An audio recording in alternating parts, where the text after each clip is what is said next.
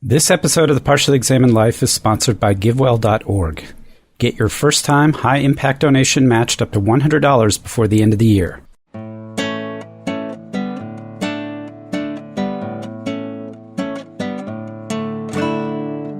Hey, this is The Partially Examined Life, episode 308, part 2. We've just been discussing G.E. Moore's Proof of the External World. We're going to spend a little more time on that and move to certainty.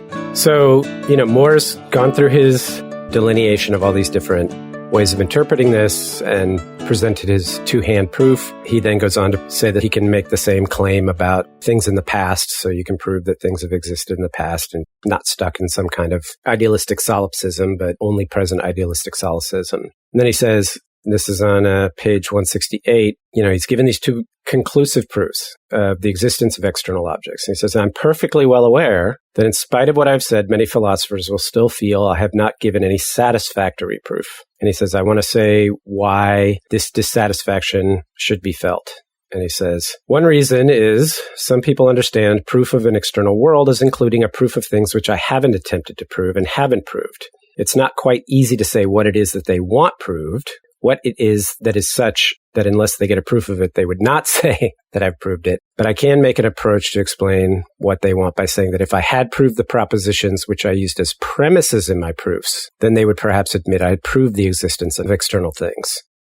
So he's basically, I think, saying one place of dissatisfaction with the proof I've given is that I'm taking the premises of my argument as being self-evident, and that they want another level proof that those premises are, what's the right term, sound, valid, something like that. So that's one objection that he says he's aware of. So the premises are, here's a hand, here's another hand. Those are premises. And then the quotes that we were just reading before about by identifying a particular physical object and asserting its existence with the normal level of certainty that one would have when you're actually beholding it right there in front of you, then you have shown that there exist objects outside the mind. The other premises, which we've already talked about, is just to say things to be met within space are logically independent of experience. And that's just what we mean by mind independent. That's just what we mean by things outside of our minds. And then we just have to say, if a physical object exists, it's a thing to be met within space. And how do we say it exists? We just observe it, demonstrate it, do a little bit of ostension, and there it is. So continuing on 169, it says, what they really want is not merely a proof of these two propositions, namely, here's one hand, right, and here's another, but something like a general statement as to how any propositions of this sort may be proved. This, of course, I haven't given, and I do not believe it can be given. And if that's what's meant by the proof of the existence of external things, I do not believe that any proof of external things is possible. So, in short, what he's saying is, if what you're looking for is proof that any performative, ostensive statement is true with respect to, actually probably with respect to anything, but particularly with respect to external objects, then you're going to be sorely disappointed and you might as well just sit there and suck on it. That external thing that you're sucking on. Your thumb. Right. So to try to reconstruct what I didn't quite, I only got 150 pages or so into the Some Problems in Philosophy 1911 lectures, but it is sort of a long treatment of this very problem where he's going through and considering all the different alternative epistemological accounts. But one thing at least I got was, yes, we directly apprehend sense data, but then we can also directly apprehend propositions, which is something that Hume, for instance, didn't seem to know about.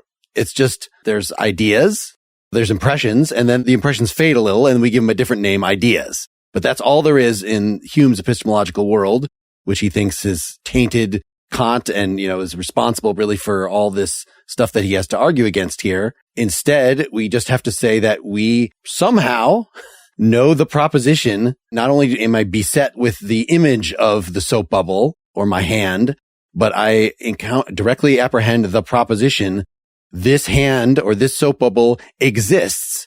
Can I prove that? Well, no, but that's just something about the nature of proof. Proof has to stop somewhere. If you demand for every single proposition that there have to be an argument for it, that would give you an infinite regress. So there just has to be some things that are basic, and this is basic. We brought this up with respect to the principle of non-contradiction. Aristotle gives an account of this we brought up the fact that we can even talk to one another. And that's one of he doesn't even call it a proof. He calls it a reason, a supporting understanding effectively. And Moore's making a similar kind of argument here. And I think that he would say the same thing about causality, that the kind of mistake that Hume is making about causality is just conjunction, that he would say, well, causality is what we mean when we say things are happening, right? In the way in which things not contradicting themselves is an element about the way in which we interact with and understand the world, so is causality. And there isn't a proof for it.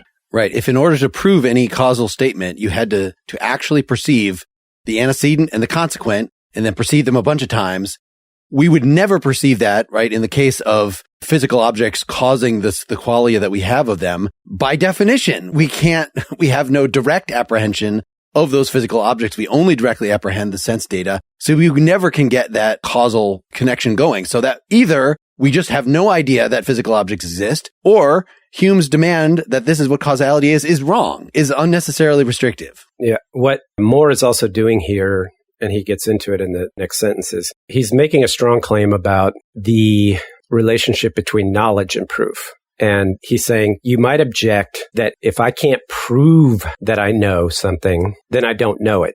And he's saying, no, I know this thing. Now, I can't tell you how I know it other than every single living experience of most of every day of my life and every day of your life. And if that's not good enough for you, well, then, tough cookies. But just read the bottom of 169 onto 170 says, it's not merely that they want a proof of something I haven't proved. If I can't give such extra proofs, then the proofs I have given are not conclusive. And he says, I think this is a mistake. They would say, if you cannot prove your premise that here is one hand and here's another, then you do not know it. But you yourself admitted that if you did not know it, then your proof was not conclusive. Therefore, your proof was not conclusive. The view is that if I cannot prove such things as these, I do not know them.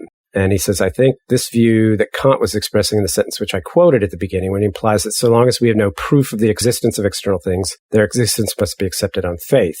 He means to say that if I cannot prove there is a hand here, I must accept it as a matter of faith. He says this is very common among philosophers, but this view I think can be shown to be wrong, and shown only by the use of premises which are not known to be true, unless we do know the existence of external things. I can know things which I cannot prove.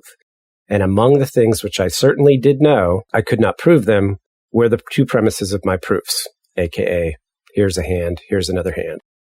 So he says, if you're dissatisfied with these proofs merely on the ground that I did not know their premises, I have no good reason for their dissatisfaction. Of course, that's a misrepresentation of what the argument is. It's not that the two premises are here's a hand, here's another hand, therefore.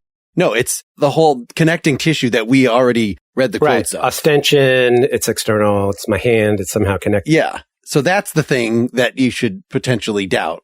He's just saying, you're doubting direct experience. I don't think we should doubt it.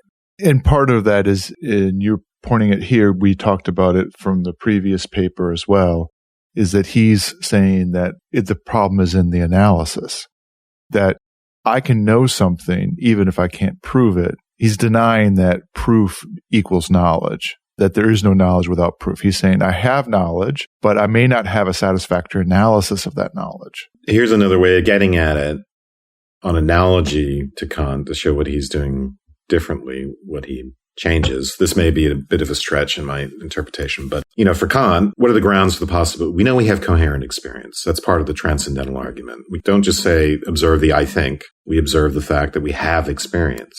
And experience, we can derive a lot of things from that. The conditions for the possibility of experience to be derived include causality, unity, plurality, whatever, all the big categories, and space and time. So Kant thinks that you can look at the coherence of experience and derive all these mental faculties or aspects of the mental faculties and categories. And Moore is saying, well, actually, we can also say a condition for the possibility of experience is the fact that these representations, that we make a distinction between what's logically independent of experience and not, right? And we do that within experience, and experience can't be coherent without that distinction. And it's not enough to say that the basis of that distinction is purely subjective. That would undermine the very distinction. Like, we can't have experiences unless this element of mind independence makes itself felt. Yeah. Which I think is very powerful. I agree. And I like the way you link him up with Kant effectively as pointing to the external world as being a condition for the possibility of experience. Yeah, it's back to, it's pretty common sense, but it's a journey to return back to that. So I think we could transition to certainty here, and we have a nice.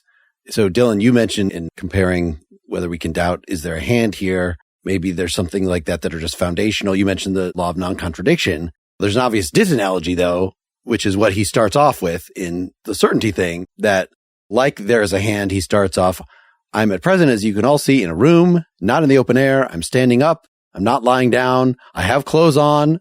I'm speaking in a fairly loud voice. I'm not singing or whispering. I have some sheets of paper in my hand. He gives a bunch of things like this, and then wants to characterize what is it about all those things which are kind of like there's a hand. Those are all contingent, right? Unlike the law of non-contradiction, which... Well, there's going to be three things, and the first thing is they're contingent, but yeah. Yes. Well, that's when you know you're like, oh boy, this is going to be another rough one. He's talking about being clothed. I was like, oh my God. But yeah, like Mark, I like this paper, ultimately. It feels like it could have been like a third as long, and it's not that long. One of the really interesting things that he's going to do here, and again, also important, right? The traditional distinctions between necessary truths, like 2 + 2 = 4, and so on and so forth, or in Descartes' clear and distinct ideas that we can know with certainty, and then all the contingent stuff that we can't know with certainty. And here he's going to say that actually doesn't line up. We can actually be certain of contingent experiences. So that's part of the overall argument. But he's going to make a lot of distinctions to get us there. But the first thing that he does is say that contingency doesn't imply that it was possible that the proposition was false. Because if we know P to be false in the present, right? In the past, so you can say of my iPhone is on the table in front of me. And I could say, well, it might have been the case that it wasn't. That's what makes it contingent. It's not a necessary truth. But once it is on the table in front of me now, and I know it's on the table, then it's no longer possible that it's false. So possibility and contingency come apart at that moment. Is that the right characterization of that? Well, yeah. I mean, the way you framed it also makes it clear how it's related to non-contradiction. Contingency and possibility are linked to one another, but that doesn't mean that there aren't definite relations. And his sort of exhaustive discussion is you can get contradictories that are dependent on the contingency, but that are contradictory in a way that means that they're not possible. They're not logically possible. He's sort of analyzing the contingency to reveal that there are logical dependencies in them, even though there is contingencies. And philosophers may make a mistake, and I have to find exactly the example, and maybe, Wes, you have it in front of your mind, of asserting that there are more possibilities available just because of contingency, that anything goes just because that things are contingent. I left out kind of the first step of the argument, which maybe we should state. Can I give up one preface? So I said this is from 1959. I mean, that's his publication date according to the PDF that we're looking at. But he died in October 1958. And so I'm Googling around, and it looks like this was written 1941. So only a couple years after Proof of the External World. The reason I bring this up is I was trying to read in that maybe he's more on board at this point with the ordinary language philosophy thing, right? He'd been interacting with Wittgenstein, even though Wittgenstein's Philosophical Investigations was not published until after his death. They were very much aware of each other's work, from my understanding. So in talking about, he leans heavily in this paper on like, how do we use the word certainty? What is it? It looks more like, I don't know if you guys saw this as distinctly different in any way from Proof of the External World in terms of its emphasis on ordinary language as opposed to common sense, right? Yeah, I agree with you, which I'm not a fan of myself, but I think it's not overbearing in this. Like the way he begins, he always has these interesting ultra precise way of putting things, right? So in the beginning, when he tells us what contingent means, which is that it might have been false, right? But the way he puts it is the negation or contradictory of the proposition asserted is not a self-contradictory proposition. So that if you say it doesn't follow from the fact that if I'm standing up, the negation of that, I'm not standing up, is not a self-contradictory proposition. But that doesn't mean we can't know them to be true, right? So from the fact that it's contingent that I'm standing up, it doesn't follow that I can't know that I'm standing up.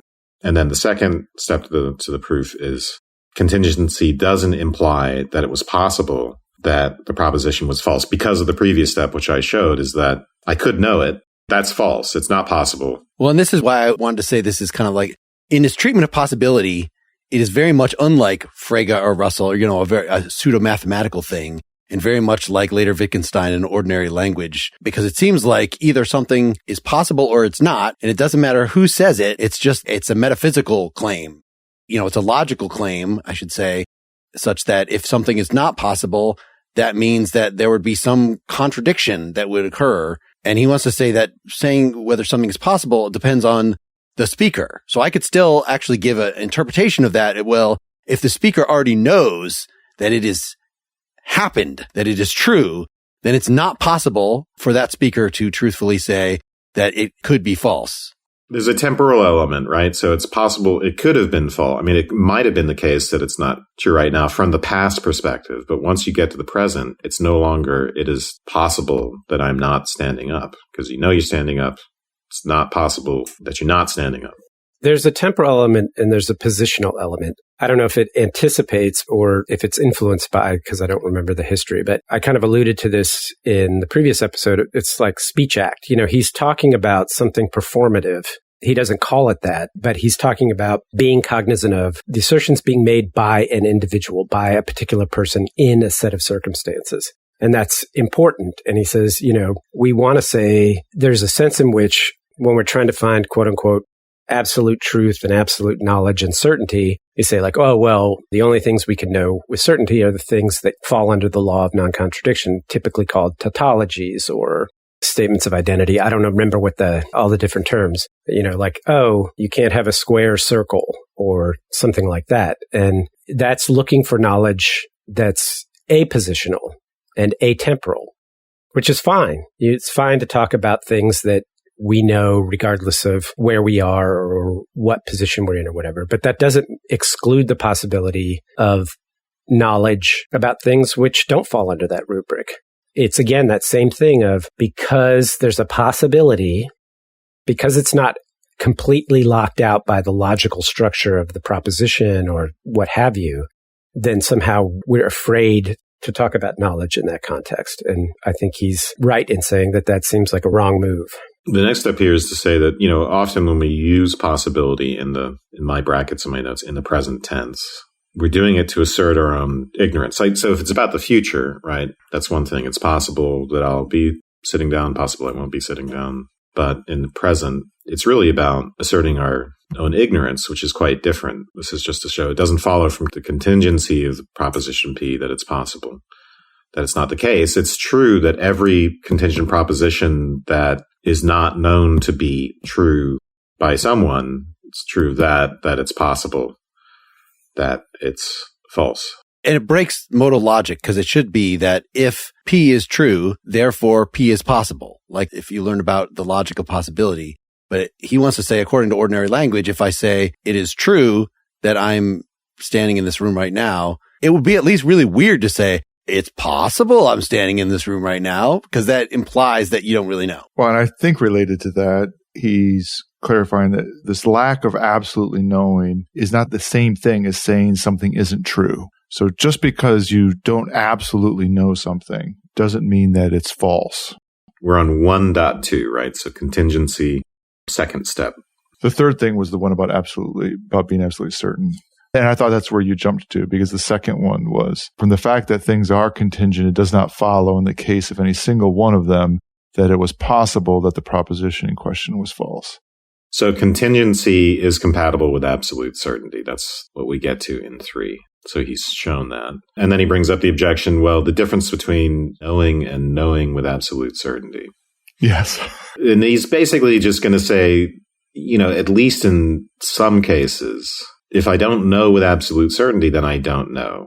And then he just says, in any case, so he doesn't really get into discussion. He just says, in any case, I'm going to be concerned with the uses of know in which knowledge implies absolute certainty. So let's move on, is what he says.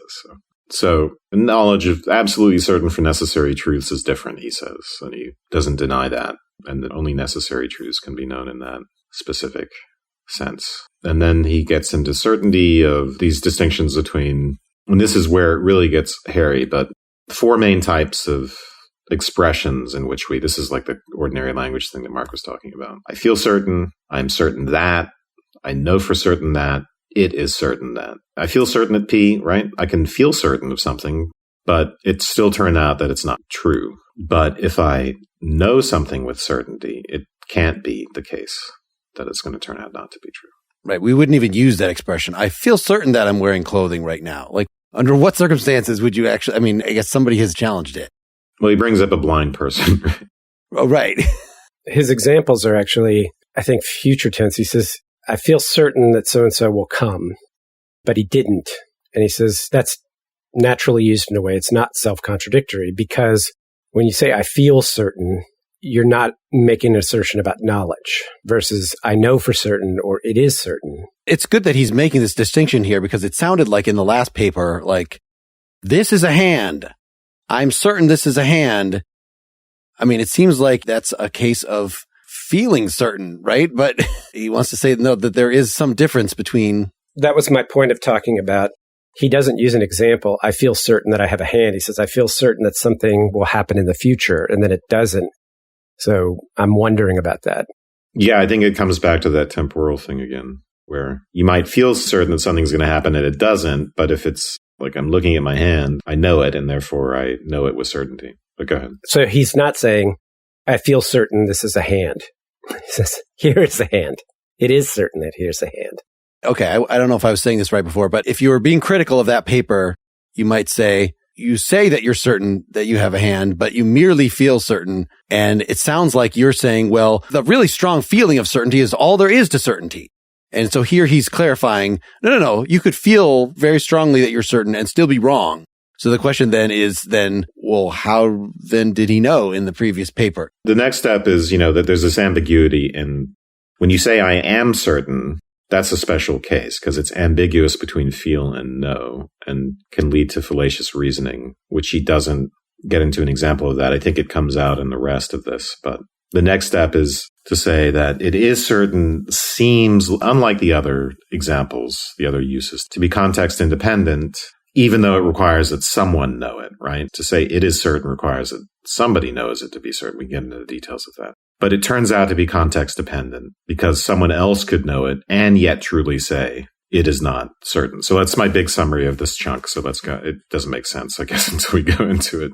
Let's stop for a sponsor break.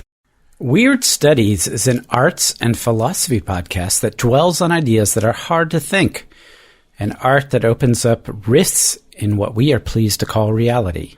Co-hosts Phil Ford and J.F. Martell have been called amiable and brilliant oddballs by the New York Times, and every 14 days they release a new conversation on an artwork or a philosophical writing or even just simple concepts like walking. Weird Studies has attracted a passionate worldwide audience of artists, musicians, professional academics, free-range thinkers, RPGers, magicians, and assorted other weirdos, and we invite you to join them. Check out the Weird Studies podcast at weirdstudies.com and wherever fine podcasts are sold.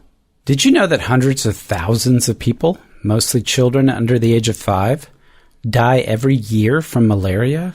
How about that it only costs $7 to provide a child with malaria treatment? Well, you would know this and many other evidence-backed, high-impact ways to reduce poverty and save lives if you knew about GiveWell. GiveWell spends over 30,000 hours each year researching charitable organizations and only directs funding to a few of the highest-impact, evidence-backed charities they've found. Over 100,000 donors have used GiveWell to donate more than $1 billion. And rigorous evidence suggests that these donations will save tens of thousands of lives and improve the lives of millions more. Guess what? Using GiveWell's research is free. GiveWell wants as many donors as possible to make informed decisions about high-impact giving. They publish all of the research and recommendations on their site for free, no sign-up required. And they allocate your tax-deductible donation to the charity you choose without taking a cut.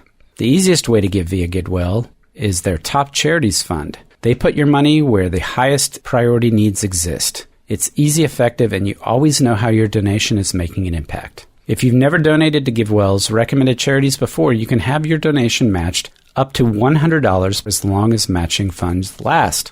To claim your match, go to GiveWell.org, pick pick podcast and enter the Partially Examined Life Philosophy Podcast at checkout. Make sure they know that you heard about GiveWell from the Partially Examined Life podcast to get your donation matched. Save the date. Partially Examined Life will be performing live at the Caveat in New York City on April 15th at 7 p.m. We'll be discussing Dostoevsky's The Brothers Karamazov. Tickets will sell out fast, and we are offering them first to Partially Examined Life supporters through our website and Patreon. Go to partiallyexaminedlife.com/support to sign up now. The key is that when you say it is certain, there's no persona attached to it, so to speak.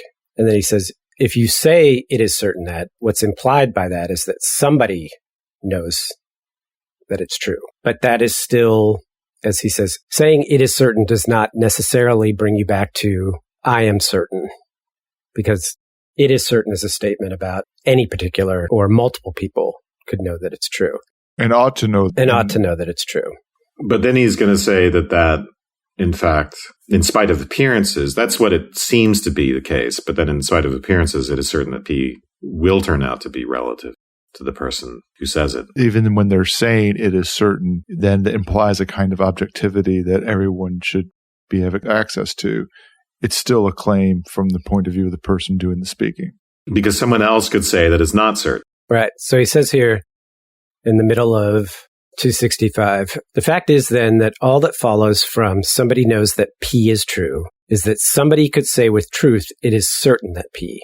It does not follow that more than one person could, nor does it follow that there are not some who could say with truth, it is not certain that P. Two different people, blah, blah, blah, right? So truth is relative.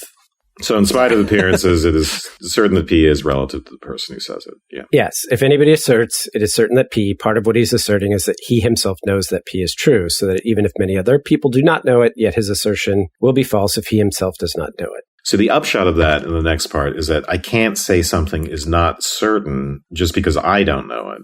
Someone else might know it. And similarly, I can't say something is possible because I don't know it to be false. Someone else may know it to be false.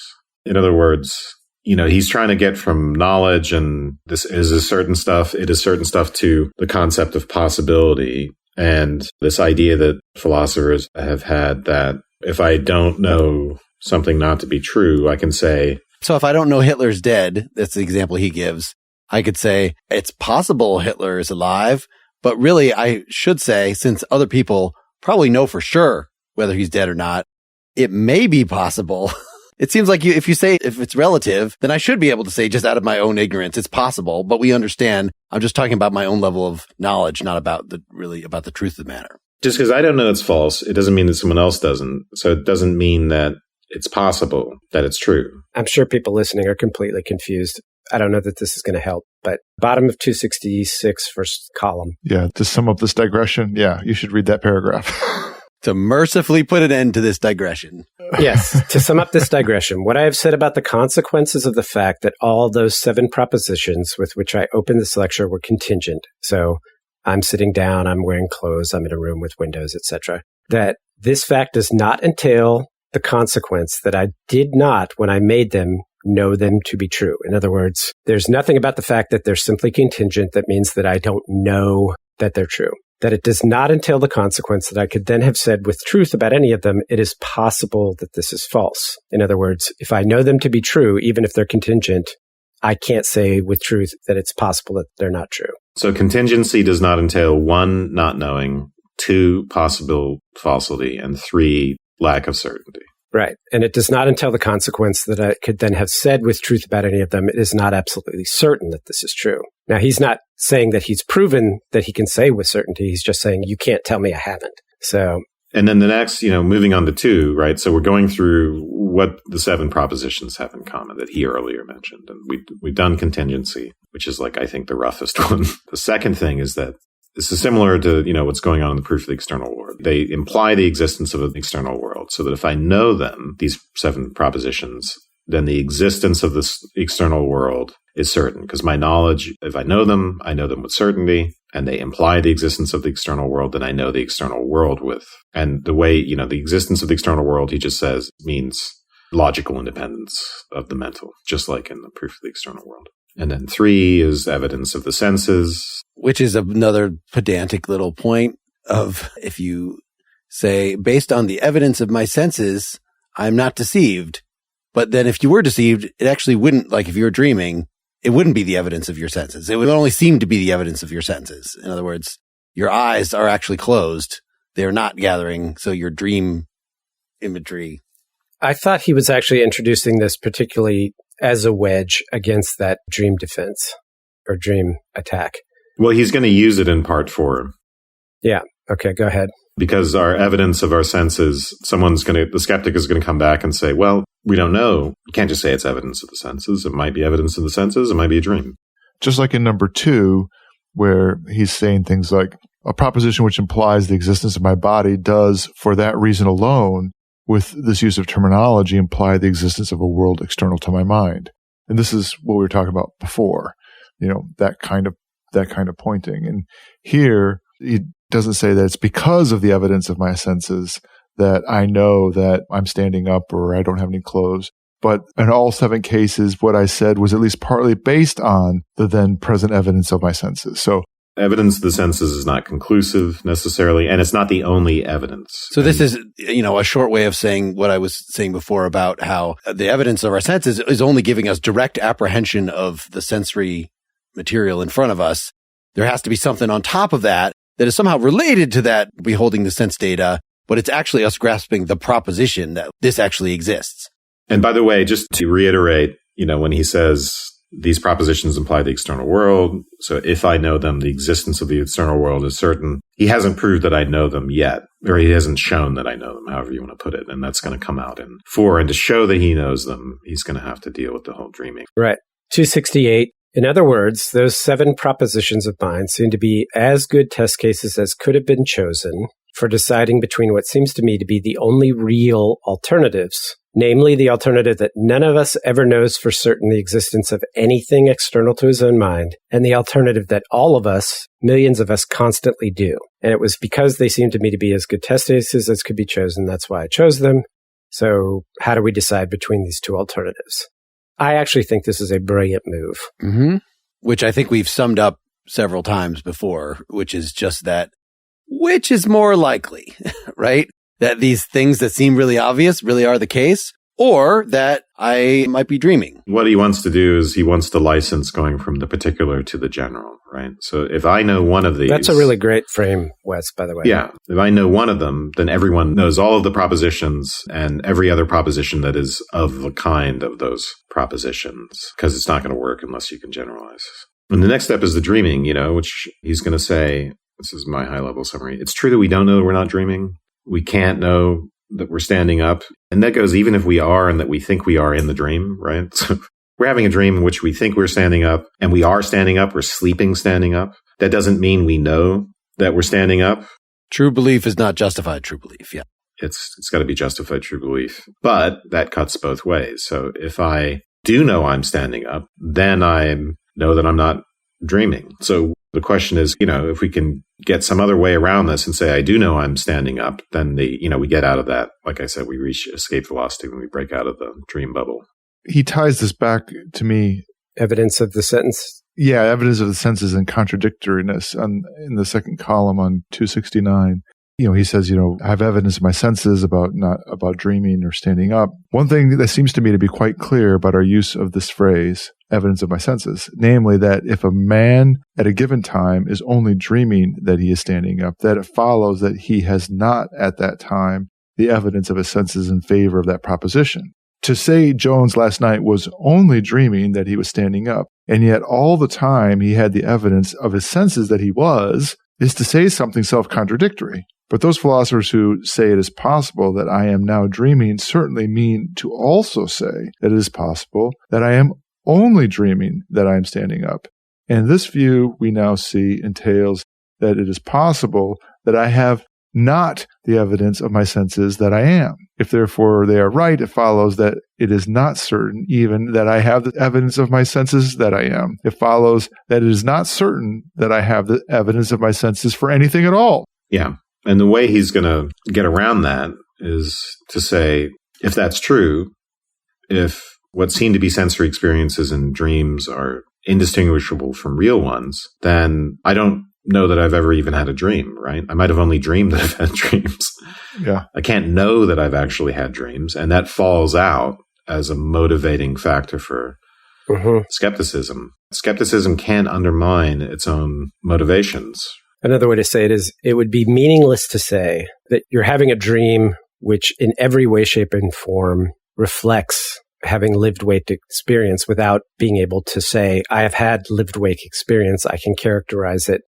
And then I can say that I'm having a dream that is exactly like that. Yeah. The fact that you make the distinction proves that there's a distinction to be made, even if you don't know which side of the distinction you're on. He then admits that the premise is nevertheless true. I can't really know with certainty that any particular experience is not a dream. But that doesn't mean that I can get to the overall skeptical conclusion. So it doesn't follow that just because some dream images are exactly like sensory experiences, that all of them could be indistinguishable from sensory experiences. And he relies on this idea of comparison to memory over time. I think it's better to talk about coherence, right? How do we end up knowing things are errors or dreams or whatever? We detect contradictions within experience. We detect incoherence over time across experience. But we know that we can do that. We know that even if you start out assuming the genius or whatever, we still know that those distinctions are successfully happening within that matrix. Yeah. There's an interesting move there too, 271. He says, let me grant the premise that it's possible, therefore, that all the sensory experiences I am now having are mere dream images. And it might be thought that the validity of this step could be supported to some extent by appeal to matters of fact, though only, of course, at the cost of some sort of inconsistency, which I've just pointed out. And he says, when they say you may be dreaming, they're not making a claim about the empirical facts of this particular case. They're making a logical claim. It's logically possible that you might be dreaming. They're not saying because of this fact or that fact or because of this. They can't point to anything specific, because if they do, then they'll get caught in the contradiction we just described. So he says, okay, great. Let's grant that it's logically possible. And he says, can any reason be given for saying that it is logically possible? So yeah, lots of things are logically possible, but so far as I know, nobody ever has, and I don't know how anybody ever could. How could anybody prove that it's logically possible that I'm dreaming? Because that's the only claim you can make. You can't counter me on my experience. You can't counter me on my sense data. All you can do is say it's logically possible that I'm dreaming. Well, I just want to read the end of that second to last paragraph, which is right where you were just finishing off. You said, Seth, so far as I know, nobody ever has, and I don't know how anybody ever could. And he says, and so long as this is not done, my argument, quote, I know that I am standing up, and therefore I know that I'm not dreaming, remains at least as good as his. You don't know that you're not dreaming, and therefore you don't know that you're standing up. Yeah. And I don't think I've ever seen an argument expressly directed to show that this is not. I want to just fill in one more little piece to this, which is that, my memory, conjunction of my memories of my immediate past with my current sensory experiences are sufficient to enable me to know that I'm not dreaming, right? But someone might say, well, how do you know you're not dreaming? The coherence. And at that point, he's saying, well, that's on you to show that that's possible that we could even do that we could dream the coherence. At that point, it's not clear that it's possible that we could dream the coherence, right? And so you really have to do some work to show that it's possible with that one. All the other stuff he'll grant. He'll say, I grant it's possible that for any given experience, it might be a dream experience. But this is more complicated. This whole idea of coherence over time is much more complicated, and it's not clear that it's possible. You have to show me that it's possible, and no one has.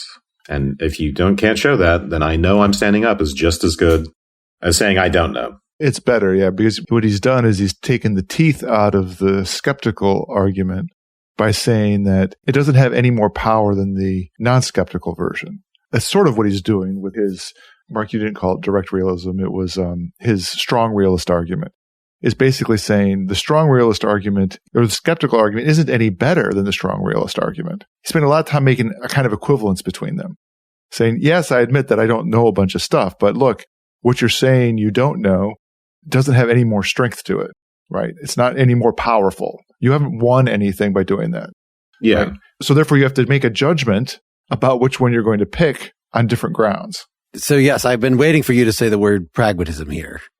Well, before you do that, I just want to say the way I was putting it before is that the possibility of local error does not imply the possibility of systematic or global error. So you can say all you want that a particular sense of experience might be a dream, but that doesn't mean you can say everything is a dream. You can't just utter the words, it is possible. It's not even clear that it's possible. But yeah, pragmatism comes in, yeah. But I do feel like Moore is arguing here specifically against local error. He doesn't want to admit that it's possible right now when it's just so clear to me that I'm actually standing up and I'm not dreaming that I really could be. No. He's not arguing against local error, but he is arguing, as Dylan said earlier, in favor of local truth. How is that not the same thing? I absolutely can make mistakes, but I absolutely know things to be true all the time. I could be dreaming at any particular moment, but I find out. I always find out. And so I find out that I knew. So the example I know that I'm standing up, that might turn out to be dreaming and fall apart, but that's local to a particular time. Eventually, I'm going to know whether it's a dream or not. And I'm going to know whether I knew that I was standing up. Yeah. So. Being certain is not the same thing as saying, I am definitely not wrong. Being certain is not the same thing as saying, I'm infallible. I'm not in error. Yeah. This paper in particular, but the other ones are wrapped around undermining that equivalence. Yeah, to say I know that I'm standing up and therefore certain of it, that involves justified true belief, which is something that happens over time. So it can't just be in that moment that I have sense data in the moment and therefore am. Well, I guess we'll see whether, what Wittgenstein makes of this. And I think having actually read these three papers, we're in so much better a position than many people who have written books, who've written commentaries on uncertainty that did not bother to go and read more papers, so I think we'll be in good position to even say whether Wittgenstein is characterizing more adequately. Especially given the Stroll book, something like more than half of what's in of the little aphorisms and uncertainty are directly about Moore's proof of the external world in particular. And then some enormous percentage of them refers to the whole, this is a hand thing. We would have been lost if we hadn't done these papers. But that is Avram Stroll. His book is called Moore and Wittgenstein Uncertainty. There's also the Routledge overview on uncertainty, has whole sections of it summarizing Moore. Yeah, I'm going to try to get to some of that. Maybe I love the Routledge guides. Maybe after this, we should also just throw in Getty is justified true belief knowledge after this to keep the ball rolling. Well, that's been recommended a lot of times. Another thing that's been long on our list, or at least my list, has been William James' Essays in Radical Empiricism. And I'm really interested to see, I know we were just saying, well, then we push the burden of proof to the skeptic on practical grounds. Like, just think about how topsy-turvy your world would be if you did not accept that we're not dreaming, when we make these, even on individual claims, that, we are very certain in many individual circumstances and justifiably so. So that sounds very we're making this decision on pragmatic grounds, that there's still a theoretical possibility. I could be dreaming, but on practical grounds, I can rule it out. But then clearly there are other things Moore would want to say about the pragmatist theory of truth. That is actually what I think more than the idealist thing. Last episode, I was pointing at an offhand comment that Moore made in the first paper that we talked about there about, is it completely true? Or is it only partially true? And I guess there was something in the idealists that allowed us to say that no statement is completely true. And in fact, we see in this paper, like when you say something is possible, well, that's relative to the speaker and the speaker's current state of knowledge. So in that case, you could say the statement in itself cannot be completely true, without specifying these conditions. But the pragmatist William James' view of truth specifically is notorious. Maybe Moore thought it was beneath contempt. I don't know why he doesn't feel the need in anything that I've seen to specifically say, like, Bradley is worth my responding to his idealism, but James's pragmatism. But the idea of something being, the statement that I'm standing up is true insofar forth, right? It's true insofar as no experiment in the future will ever contradict it. Like, no, in this paper, it just looks like it is true. I'm certain of it.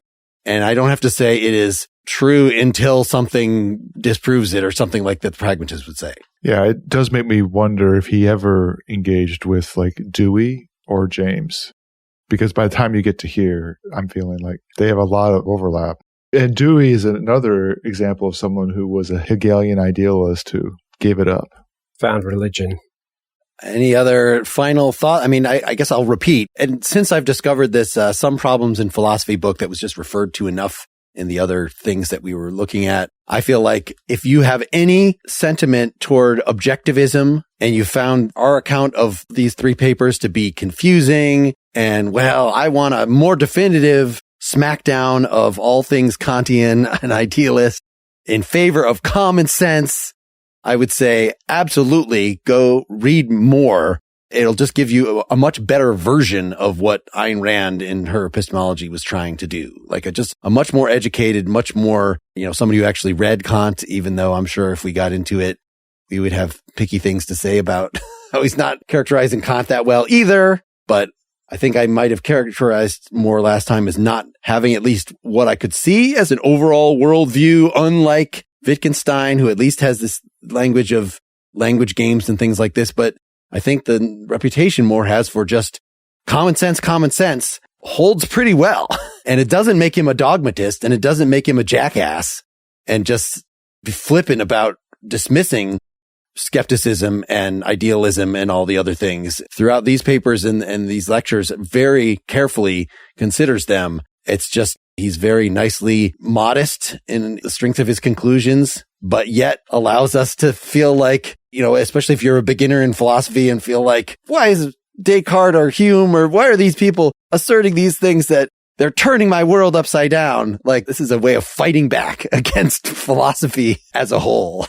Yeah, I would agree. He's not just a dogmatic crank, it's a very nuanced and very considered, but also making a strength out of our experience over against reason-driven, possibility-driven skepticism. It was really great. I mean, I think we always get mind-independent reality back in philosophy.